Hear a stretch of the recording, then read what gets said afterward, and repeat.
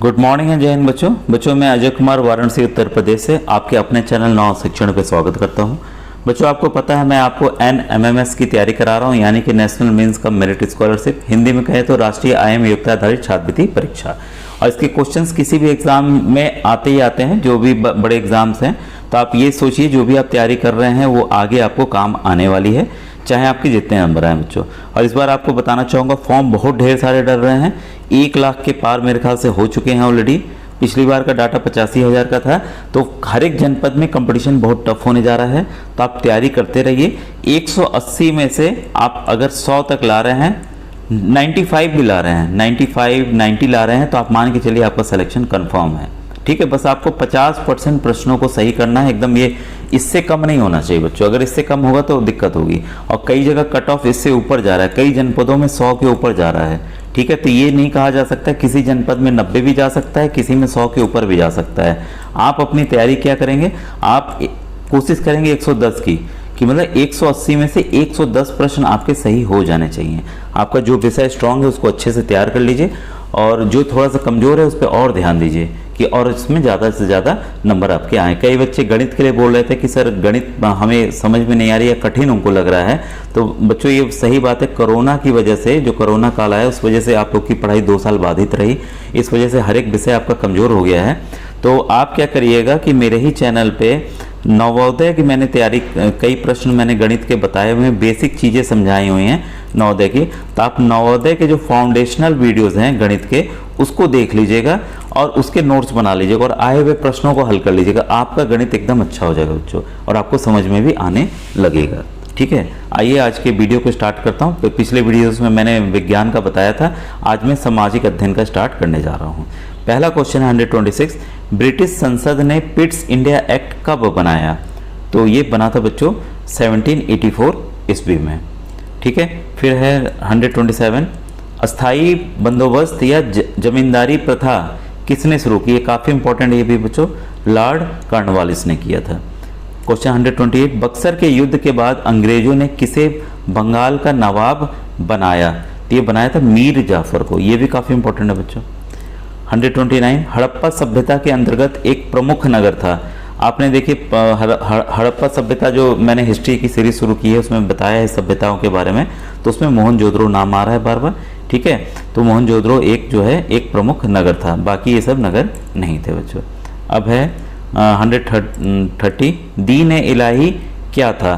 तो ये देखिए दीन ए इलाही बच्चों अकबर द्वारा बनाया गया एक धर्म था, जिसमें सभी धर्मों को उसने समान तरीके से देखने की बात कही थी।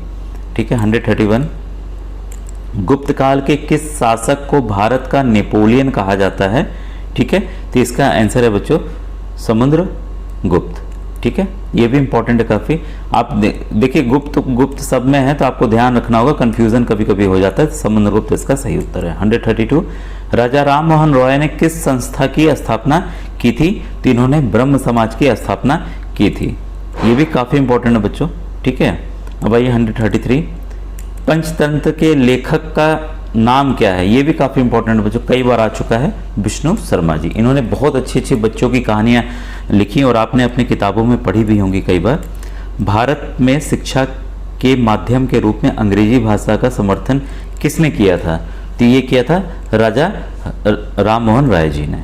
क्वेश्चन नंबर 135, सिंधु घाटी सभ्यता में लोग नारी रूप में किसकी पूजा करते थे? तो ये बच्चों मातृ देवी, लक्ष्मी, सरस्वती, दुर्गा, इस समय हम सभी जो हिंदू धर्म मानते हैं वो सभी की पूजा करते हैं। उस समय लेकिन मातृ देवी की पूजा की जाती थी। क्वेश्चन 136 है, होम रूल आंदोलन प्रारंभ किया था कस्तूरबा गांधी, एनी बेसेंट, सरोजिनी नायडू या विजय लक्ष्मी पंडित ने? एनी बेसेंट ने शुरू किया था होम रूल आंदोलन। अब है 137, भगवान बुद्ध ने प्रथम उपदेश कहाँ दिया था? देखिए काफ़ी बार पूछा भी गया है, बार बार मैं बताया भी हूँ, सारनाथ। ये सारनाथ कहाँ है? मेरे वाराणसी उत्तर प्रदेश में बच्चों। 138, भारतीय राष्ट्रीय कांग्रेस का प्रथम अधिवेशन हुआ था, ये हुआ था बच्चों 1885। कहाँ हुआ था? मुंबई में हुआ था, बम्बई में हुआ था, उस समय महाराष्ट्र में। फिर है सन 1905 में बंगाल के विभाजन के लिए निम्नलिखित में से कौन उत्तरदायी था? ये अंग्रेज कौन उत्तरदायी था? ये है आपका लॉर्ड कर्जन। लॉर्ड कर्जन ने ही क्या किया था? बंगाल को 2 भागों में बांट दिया था, पूर्वी और पश्चिमी बंगाल। ठीक है, तो अभी भी देखिए पश्चिमी बंगाल अभी भी बना हुआ है और जो पूर्वी वाला था वो क्या बन गया है, इस समय बांग्लादेश बन गया है बच्चों। ठीक है, 140 है आपके सामने। पृथ्वी पर महाद्वीपों की संख्या है, कितने महाद्वीप हैं भाई, कुल 7 हैं। ठीक है, 141 सौर मंडल का सबसे बड़ा ग्रह कौन सा है। ये देखिए पिछले वीडियो जो ज्योग्राफी का मैंने डिटेल वीडियो बनाया था तो उसमें भी मैंने इसको समझाया हुआ है, बृहस्पति ग्रह। सभी ग्रहों के बारे में मैंने आपको बताया भी हुआ है कि क्या उसमें आपको याद रखना है।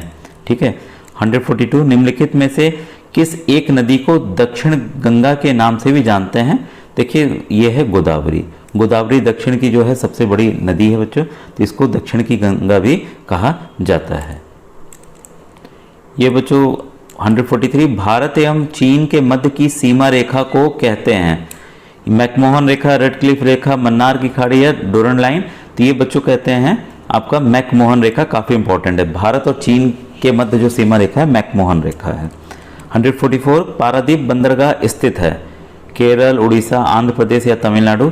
ये बच्चों स्थित है आपका उड़ीसा राज्य में। ठीक है, यहाँ से कई देशों को एक्सपोर्ट और इंपोर्ट यहाँ से किया जाता है। अब 145 वायुमंडल की सबसे निचली सतह को कहते हैं, उसको कहते हैं क्षोभ मंडल बच्चों। ठीक है, ये भी काफ़ी इंपॉर्टेंट क्वेश्चन है, कई बार आया हुआ है। 146 ग्रीनविच रेखा किस देश के रॉयल अनुसंधान केंद्र से होकर गुजरती है। तो यह है बच्चों ग्रेट ब्रिटेन, याद रखिएगा। यहीं से पूरे विश्व के जो टाइम हैं वो कंट्रोल होते हैं, जो इंटरनेशनल टाइम है यहीं से कंट्रोल होता है। और हमारा जो होता है भारत का कहाँ से होता है, वो होता है मिर्ज़ापुर से, उत्तर प्रदेश के। 142 147 ओजोन परत मुख्यतः कहाँ पाई जाती है। तो ये भी इंपॉर्टेंट बच्चों, ये है समताप मंडल में ओजोन परत जो है वो पाई जाती है। 23 डिग्री दक्षिणी अक्षांश को किस नाम से हम जानते हैं। तो ये है बच्चों मकर रेखा, आपको पता है मकर रेखा। और ऊपर वाली जो है उत्तरी वाले को क्या कहेंगे, जो उत्तरी अक्षांश है उसको कहेंगे कर्क रेखा, और जो 0 डिग्री है वो क्या है, भूमध्य रेखा। ठीक है, 149 कौन देश सार्क का सदस्य नहीं है। देखिए मैंने वीडियोस में बताया हुआ है कि कौन कौन से सदस्य हैं, तो अभी मैं डिटेल नहीं जाऊंगा, वीडियोस को देखते रहिए, नोट किया कीजिए आप लोग। वो है जापान, बाकी पाकिस्तान, नेपाल और भूटान इसके सदस्य हैं। 150 है भारत के पश्चिम में कौन सा पड़ोसी देश है। तो अगर आप भारत के नक्शे को आपने स्टडी किया होगा अच्छे से, तो आप जान रहे होंगे कि जो पश्चिम में है वो है हमारा पाकिस्तान देश है। भारत से अलग होकर पाकिस्तान बना, आपको पता है। 151 है भारत का राष्ट्रीय चिन्ह कहाँ के स्तंभ से लिया गया है। ये भी काफ़ी बार मैंने बताया हुआ है, और बाबर आ भी रहा, सारनाथ वाराणसी मेरे शहर में ही है। फिर 152 भारतीय संविधान में मौलिक अधिकार की अवधारणा किस देश से ली गई। देखिए काफ़ी इंपॉर्टेंट है बच्चों, इसको नोट डाउन कर लीजिएगा। ये है संयुक्त राज्य अमेरिका या USA, United states of America से ये अवधारणा बच्चों ली गई है। 152 का क्या है आपका 4। फिर 153 राज्यसभा के सदस्यों का कार्यकाल कितने वर्षों का होता है। तो ये होता है 6 वर्ष का। 5 वर्ष किसका होता है, लोकसभा का होता है। जैसे मोदी जी वो लोकसभा के हैं तो उनका 5 साल कार्यकाल है। 154 भारत में पंचायती राज अधिनियम किस संविधान संशोधन द्वारा जोड़ा गया। ये भी देखिए काफ़ी वीडियोस में मैंने बताया हुआ है। 154 का है बच्चों 3, ये है आपका 73वां संविधान संशोधन। 155 हमारे राष्ट्रीय चिन्ह में देवनागरी लिपि में क्या लिखा में है। ये 155 पे है सत्यमेव जयते। तो ये है बच्चों सत्यमेव जयते पहला आंसर है। हमारे राष्ट्रीय चिन्ह में देवनागरी लिपि में क्या लिखा है, तो सत्यमेव जयते लिखा हुआ है। 156 है शिक्षा, विज्ञान तथा सांस्कृतिक विकास के लिए कार्य करने वाली संस्था कौन सी है। तो ये है बच्चों यूनेस्को। ठीक है, इसके बाद 157 उत्तर प्रदेश की विधान परिषद में कितने सदस्य हैं। ये भी काफ़ी बार आया हुआ है, 100 सदस्य हैं बच्चों। 158 भारत सरकार ने सूचना का अधिकार कानून लागू किया, कई बार आया है, ये भी 2005 में। फिर है मानव अधिकार दिवस कब मनाते हैं भाई। 159 ये है 10 दिसंबर, ये भी काफ़ी बार आया हुआ है बच्चों, इंपॉर्टेंट है। और 160 है राष्ट्रपति के द्वारा लोकसभा के लिए कितने सदस्यों को मनोनीत किया जाता है। तो बच्चों केवल 2 सदस्य को मनोनीत किया जाता है बच्चों। ठीक है, अब देखिए 161 से गणित शुरू हो रहा है, तो इसको मैं नेक्स्ट वीडियोज़ में समझाऊंगा बच्चों। Thank you very much.